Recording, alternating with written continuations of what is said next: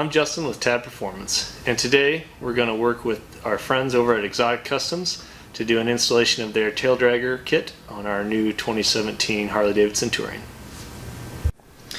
Hi, my name is Derek with Xotic Customs. We're here with Tab Performance's 2017 Road Glide.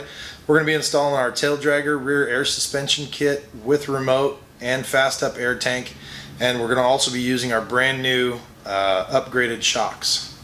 Alright, we're going to mount our toggle switch under here. What we've done is taken the spark plug wire clip out of the frame. If you notice, there is a hole above it that's already open, but that won't work for the switch because the back of the switch is too deep and it'll hit the back plate, shorting it out. So what we've done is remove this, and now we will drill out this hole to make it a little bit bigger in order for the switch to fit in there.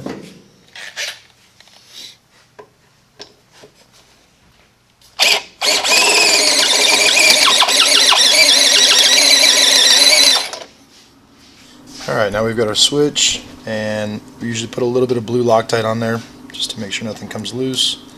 You can adjust your ring a little bit. When you mount the switch, it doesn't really matter which way is up, which way is down. We always do it just for consistency. We put the white wire on the bottom, so that way it will be your up with a tank or your compressor without a tank. Think of it as a teeter-totter. When you push up on the switch, it activates the bottom wire. Down on the switch activates the top wire. Middle red wire is your positive, or your from the battery. There we go, that's better. There we go, that's better. On 2014 and newer, this is the most common place to mount it. Otherwise, if you have the plastic heat shields that sit here, we like to mount it in the top of that heat shield. This way it's pretty well hidden. There's no room on 2014 and newer in the dash and the switches anymore. 13 and older, if you have open switch blanks in the dash, you can mount this switch in there. Now we also just run a zip tie around these spark plug wires just to make sure it doesn't flop around, getting crimped together. And then you want to take the power wire out of the loom, because it's going to stay over here where the other two wires for your up and down are going to go to the other side. So you want to leave those together so they run a little neater. Alright, now we got the wires separated. Also, a note, we usually have heat shrink, about 18 inches of heat shrink for those applications where you put the switch in the dash. That way where it runs along the frame, it looks like factory wiring. In this case, since we're going so short and we're separating the wires so early, we just got rid of the heat shrink. We just cut it off of there. So then we run our wires underneath, so that way when you pull the seat off, you don't see any of our stuff. Alright, this is our on-off switch. It's just a on-off toggle switch. It's our master kill. So that way with your air tank, if you don't have an air tank, you don't use this switch. It's not included, doesn't do anything. With an air tank, this will kill power to the pressure switch that turns the compressor on. So if you're not around your bike for an extended period of time, just hit the kill switch. It'll shut everything off, so that way the compressor can't run and kill your battery. Turn it on, the pressure switch will run the compressor like normal. So we're going to mount it right up here. There's a factory hole here on 14 and newer. 08 and older, we still mount it in this plate, in the frame plate somewhere. Just drill your own hole. So this doesn't need to be accessed all the time, just if you're going to leave your bike sit for more than a day or a couple days or something like that.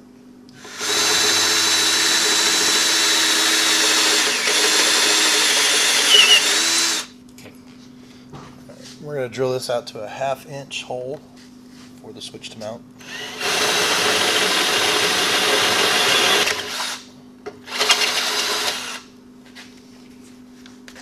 Just a little bit.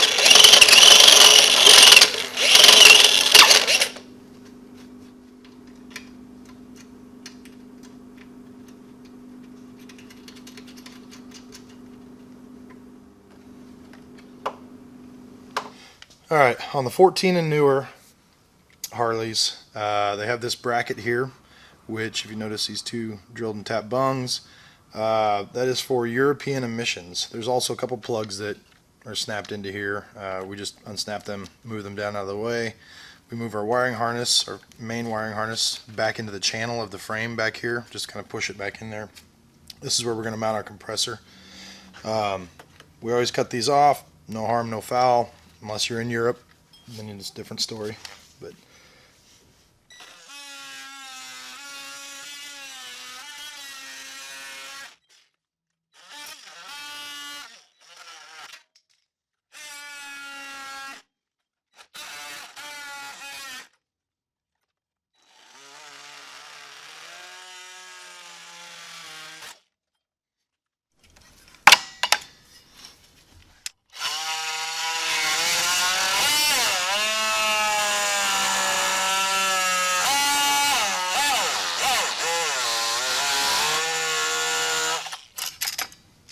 alright, we got the compressor mounted in here.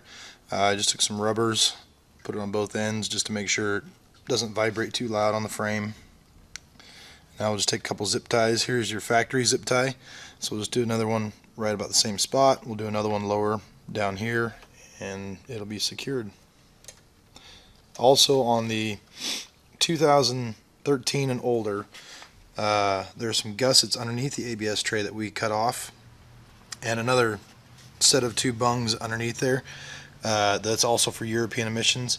So same thing we did with here, we just cut those off, cut them off completely flush. This compressor, you take it out of the bracket that it comes with, and it'll go horizontally underneath the ABS tray in 2013 to 09. 2008 and older, we like to mount them underneath the battery tray. You turn it horizontally, use the mounting bracket that comes with the compressor, or if the bike does not have cruise control, you can mount it underneath the left side cover where the cruise control module would be up against the battery box. Alright, we're going to put the zip tie on here. Be sure when you're doing this that you do not pinch your factory wiring harness between the zip tie and the compressor.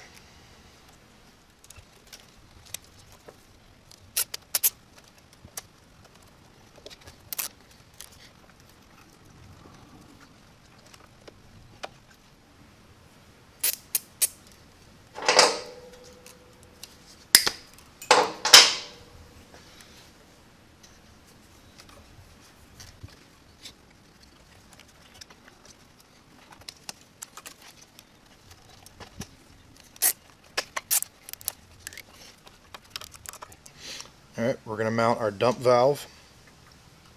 It's going to mount right here to the side of the ABS block. We're just going to use a little bit of 2-sided tape.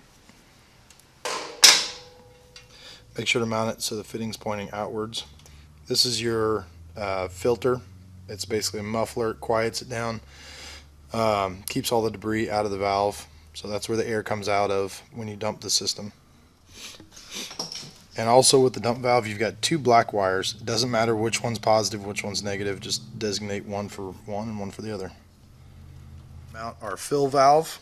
We're going to mount it underneath this, which we've also had some connectors that were clipped to this. So I've simply just disconnected them, moved them down out of the way. We're going to have to cut off this gusset here, and then also underneath these 2 tabs. We'll cut both those off. We'll mount our fill valve right there.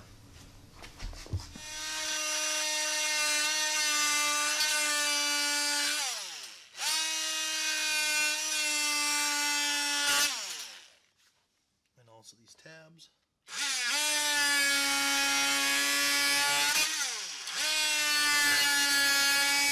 We'll take our fill valve, which is directional. You've got the arrows showing you on the bottom. There's an inlet and then an outlet. So we take a little bit of 2-sided tape, and then we'll also take a zip tie. The 2-sided tape just helps keep it from sliding around. The zip tie will keep it up nice and tight to there. Okay, ready? Yep, go ahead. And make sure the fill valve is flush with the end of this tab.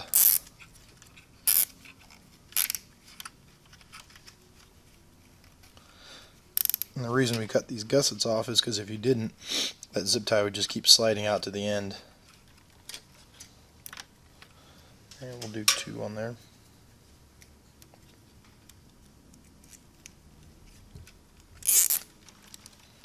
This is our 2014 and newer patent pending square air tank. It's got your built-in pressure switch. You've got a shut-off switch, a manual valve, so you can reach between the saddlebag and the fender, shut your air off. That way if the valve ever fails, the bike won't lift up on its own. Great for center stands. Tank's made out of 1/4 inch thick aluminum, and we had it pressure tested, or hydro tested, and it failed at 700 psi. It began to flex at 650 psi. The compressor we use is only capable of 185 psi, so it's well beyond the limits of the compressor.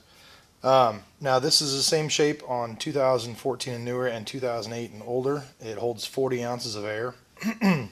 The 0913 has a little bit different shape. It's a little bit smaller just because of where it mounts.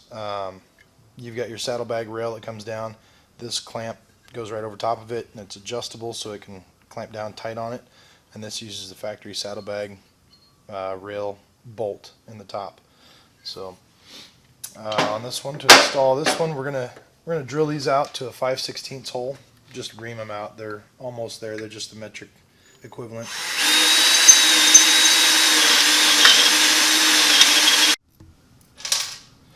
Now with the way this is designed, a regular washer won't fit in here, so we just run a lock washer on the front side of it.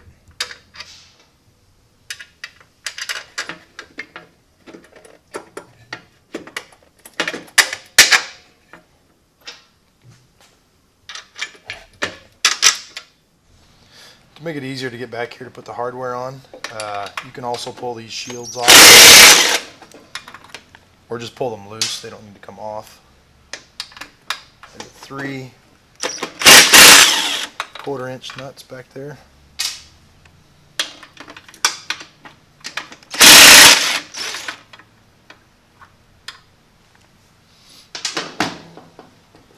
That just gives you a little more room to get your hand behind there. Install the hardware. We have washer, lock washer, and then also a lock nut. We want to make double sure there's no chance of this coming loose.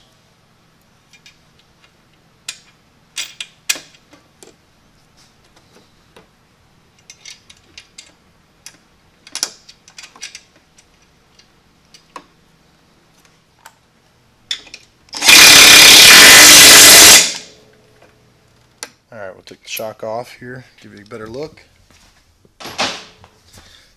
Notice the gap between the tank and the exhaust, and then you have plenty of clearance between the tank and the rotor, both top and bottom.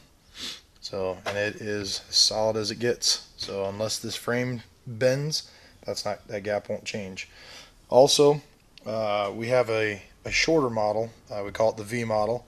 It's for Vance and Hines pipes with the side mount bracket. So make sure if you already have those Vance and Hines pipes, first let us know for the V model. That way it's a shorter one and it'll clear that tab. In order to clear the side cover, we need to remove these 2 tabs just to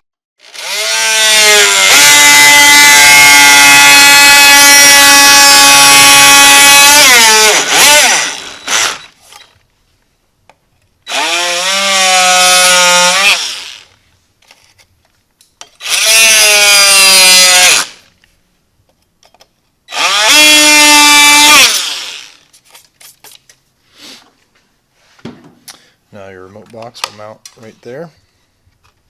And we'll also cut a little bit of a hole back here for all the wiring to go through into the battery tray area.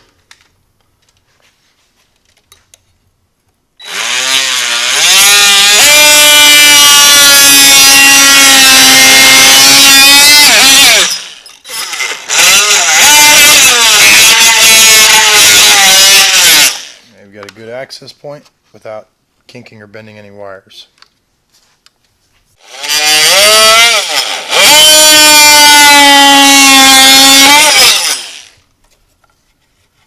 Go ahead and connect your wiring harness and then run your wires through the hole.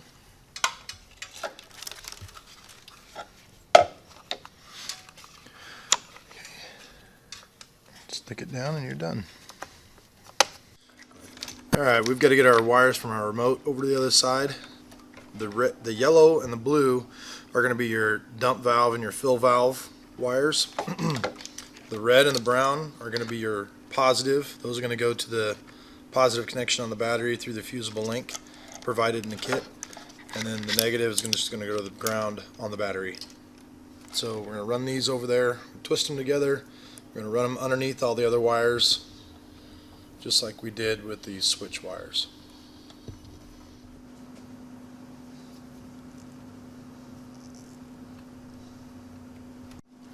Alright, now we're going to connect the wiring. Like I said, on your dump valve, one is positive, one is negative, doesn't matter which one.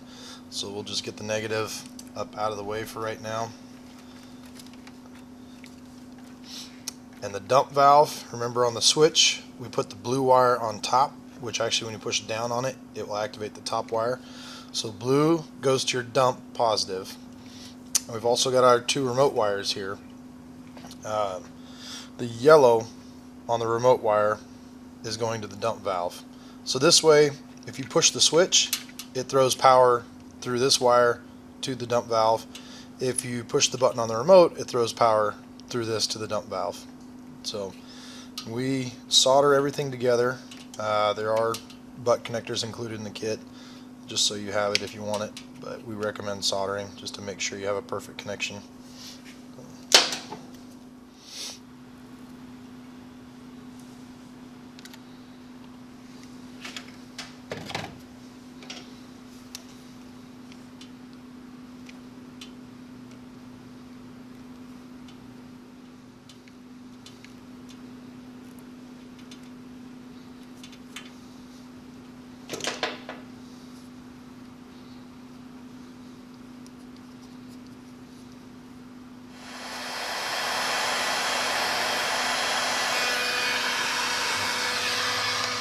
Okay, dump valve is done. Now we're going to do the fill valve. So you're going to take your positive from your fill valve and your blue from your remote. And since they're both smaller wires, I like to put those two together. And then your white from your switch. And we're going to solder all three of those together.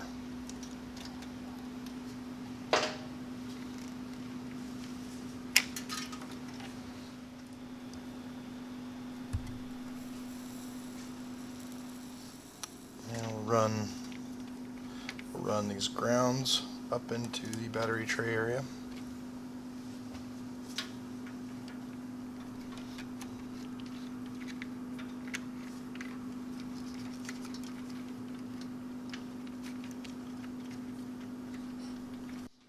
Now we are going to connect the positive for the compressor to a piece of red wire. That red wire is going to go back to the pressure switch. So that way the pressure switch can communicate with the compressor, tell it when to kick on and when to kick off.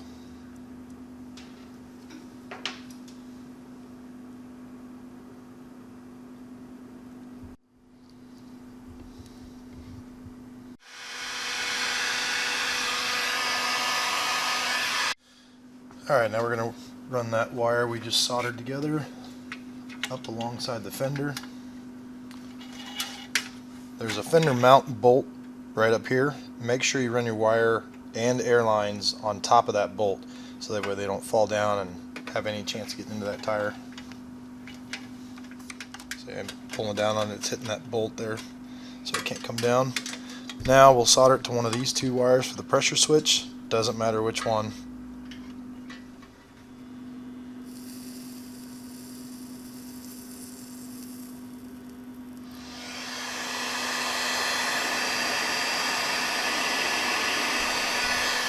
We're going to take a piece of red wire. You might ask, we're using red on everything. Well, it's all positive. Doesn't go to anything particular. Doesn't matter if they cross, whatever. That's why we're using red. It's all positive from the battery. So it's just a matter of a series of shutoffs for the positive flow to the compressor. You get the kill switch to interrupt it first, then you got the pressure switch to interrupt it, and then you got the compressor. So, but we'll take this red wire, solder it on the other end, and then we'll run it all the way up to the kill switch. Okay, we've got all of our grounds here. for the system, for the remote and the system.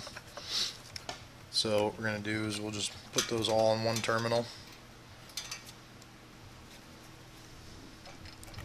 and then connect it to the negative on the battery. Make sure we have a perfect ground.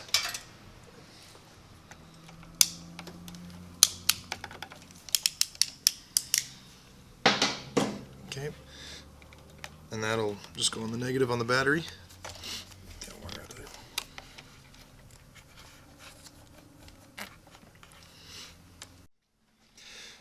Alright, now we're going to take you got your two wires here from the kill switch.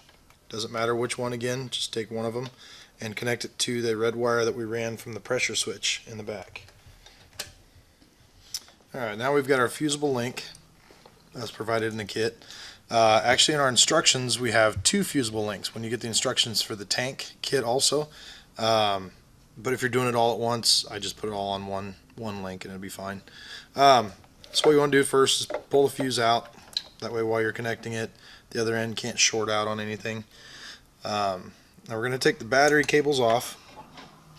Before you do that, you need to make sure to turn the bike on, so that way the alarm won't go off if you break connection on the battery. We always try not to break the connection, but never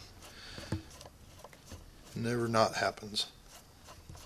Now we just broke connection on the battery, so if that was to happen and you didn't have the bike turned on and you have the audible alarm, it would be screaming at you right now.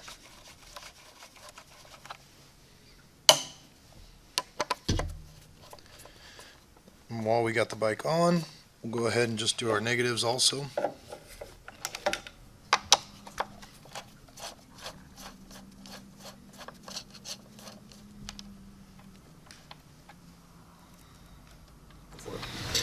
Alright, now we're going to connect all of the positives to the fusible link. You've got your fusible link, you've got your switch positive, you got your two remote positives, and your kill switch positive.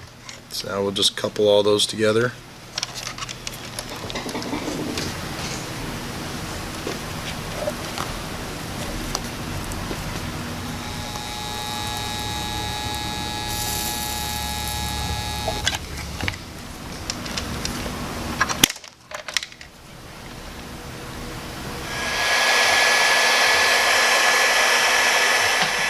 Now we can put the fuse back in. Now all the wires are connected and buttoned up. And then just run all your wiring down out of the way. Get it tucked away nice and neat.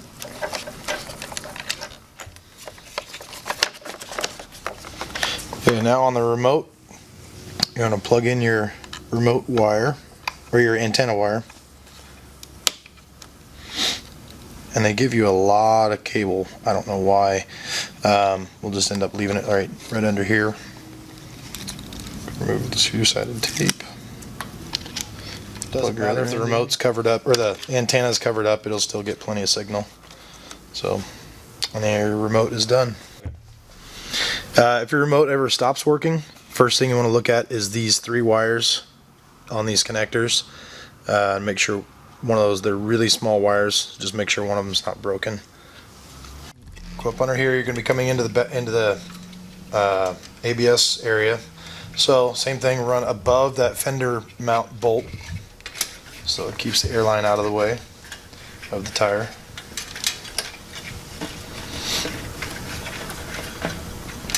Run an airline to your tank.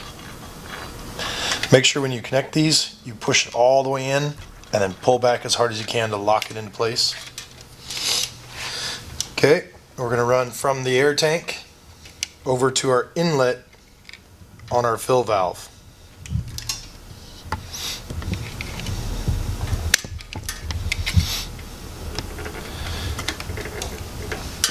Now we're going to take a T-fitting and put it and add it here and run an airline into our compressor. Okay, and now we'll run the other side of this over the compressor.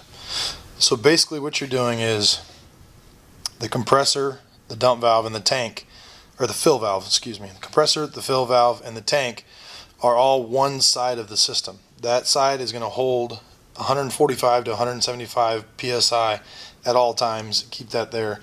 This fill valve is the gateway to the shock side of the system. So we'll run our airline from the T over to the compressor. Make sure that you don't kink any of the lines or put a really hard bend on them. You're going to have some bend, but make sure it's as soft as possible going into the fittings.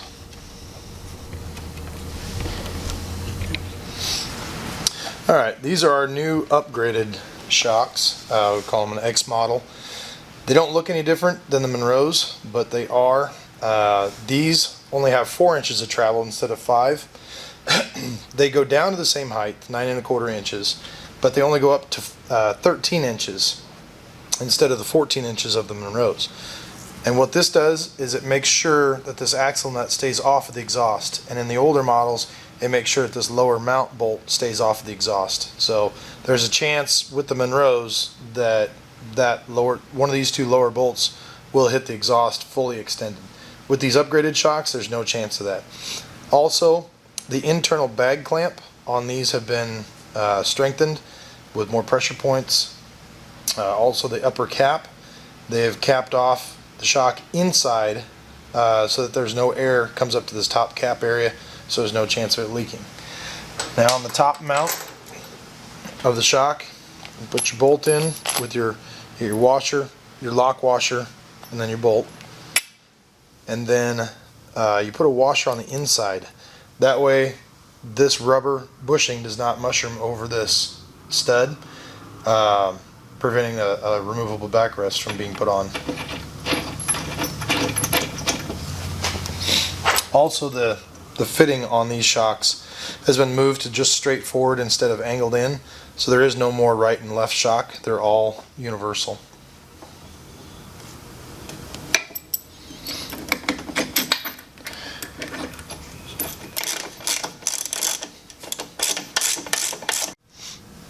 Alright, now we're going to run our airline for our shock. Same thing, up and over the fender mount bolt.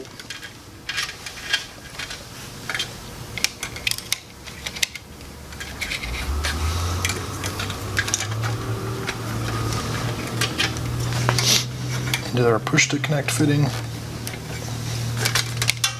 Okay, and this is where we're going to put our 4-way push to connect fitting that's going to connect the other shock, fill valve, and dump valve.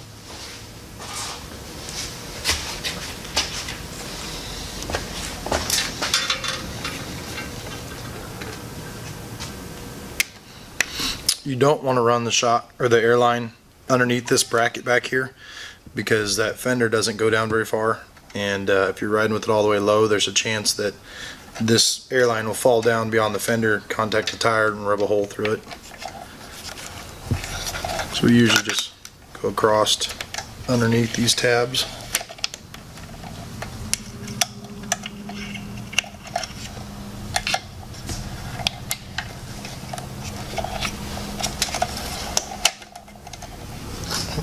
Connect the other shock to the 4-way. Alright, now we'll run one airline from the 4-way to the dump valve.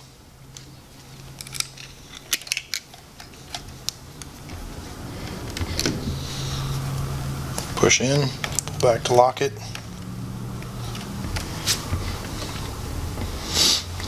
And we'll run the final one from the fill valve to the 4-way.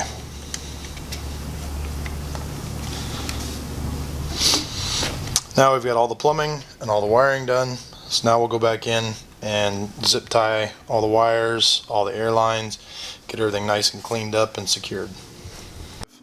A note, if you do not hook up your inlet properly, if you have your fill valve turned around, as the tank is airing up, the shocks will start airing up by themselves because the valve can't hold pressure going the other way. So, like I said before, make sure that's inlet and outlet going the right directions. Tank is full, so now we just reach over and pop the switch. It'll automatically fill back up.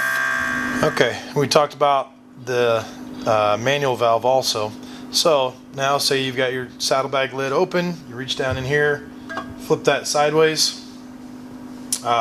Now when you try to activate the switch to go up, you can hear the solenoid clicking, but no air is getting through. So even if the solenoid fails and your tank is full of air, as long as that's shut off, there's no air getting through, the bike will not lift up. Now we open that up. I'm going to drop the jack down a little bit now. Now we can air it up. Alright, now notice with our new upgraded shocks with only 4 inches of travel, that nut is not hitting the exhaust. It's close, but it's not hitting. Now with the Monroe shocks, with the 5-inch normal Monroes, that would be hitting the exhaust right now, and your exhaust would be pressing up against your axle nut. So that's the biggest advantage to these shocks there is. Also noticed that we come up in about 2 seconds. We're running the 5/32 inch airline.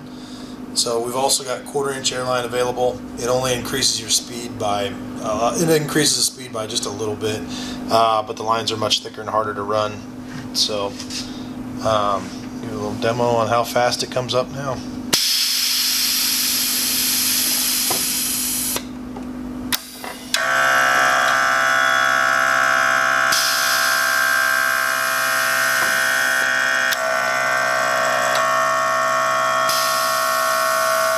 Alright, now that we're done with the install, we want to raise the bike all the way up, fill the system full of pressure, and you want to check every single fitting connection using a glass cleaner, like a Windex. Do not use soapy water. Soapy water is too heavy and it won't show you a small leak. So there. And you'll notice a leak by bubbles growing. Now you might see bubbles on there when you first spray it, but you'll have a leak if they start actually expanding.